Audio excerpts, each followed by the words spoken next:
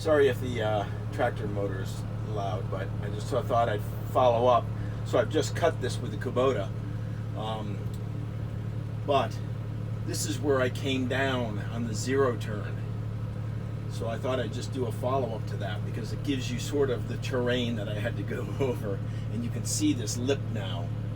That was created by where the cows used to walk right along that ridge right there, and so they created a compacted area, and so you can now see that lip that I jumped off of, and then came down through here, and then down, and then this is the tree that I ended up against. So you can imagine quite a ride. All right, so we're also going to do some video on cutting this very steep terrain, and you can look at how high that is relative to what I am, and we're sitting up in a tractor. And then like this gully, that was really tough to do. I had to back in and back down, back down, back down on that side. Okay, here we go.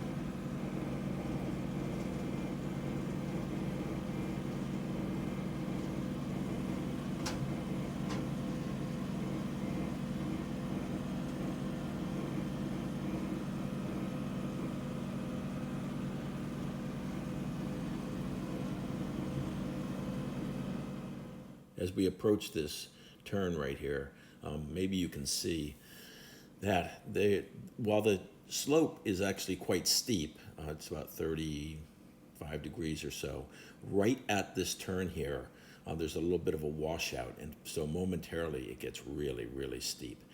And I'll throw in a picture of the tractor real quick,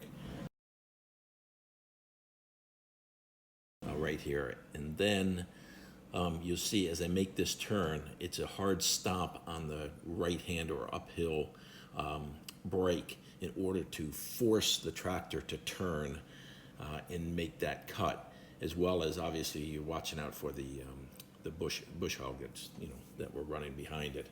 And then here you can really see, get a good idea of how steep this is. I mean, we can't even see over the ridge of this hill, and it's really a sort of a dance between the bush hog in the back, which of course you have to rise and drop as the ground goes up and down, but you can't handle all the weight of the the tractor, obviously on the PTO arms. So you can't put too much pressure back there. And then how you counterbalance that is by dropping the bucket in the front. So like I said, it's a bit of a dance here. So you'll see the bucket go up and down as the ground changes. And as I try to keep that bucket as low to the ground as I possibly can. And so on the uphill, I'm keeping it low until I get right to the ridge.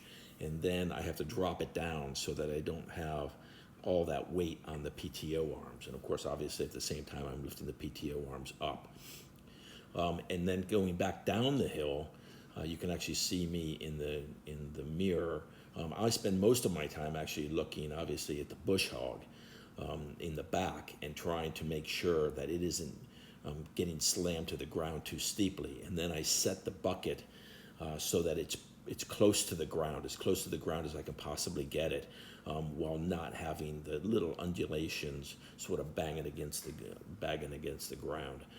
Here you can see it's so steep. I'm actually rising up in my seat, and it's kind of messed the picture up a little bit. But I wanted to sort of show you, because we'll come to the most important part right here. And when you think back about the picture that you saw about the tractor, I actually stop here because I'm sort of trying to figure out this turn. Remember, this is where the little bit of a washout is. And I've got the dualies in the back, I've got those little tires up front. And it wants to be like a three-wheeler that you've been in. It wants to roll into those small tires as you make that turn. And so I'm carefully sort of maneuvering myself, and you really feel it in the seat of your pants, where you feel like the tractor, at first it wants to drop down hard into that wheel, but then you'll hit a little bit of a rise in that hill. And when you hit that little bit of a rise and change of angle, that's when I'm going to stomp on that left hand or uphill brake pedal and help force the tractor around to make that turn without rolling through or over that front wheel. So it's sort of an interesting dance that you have to get used to as you move along. But anyway, I just wanted to come up and sort of give you that insight. Okay, here we go.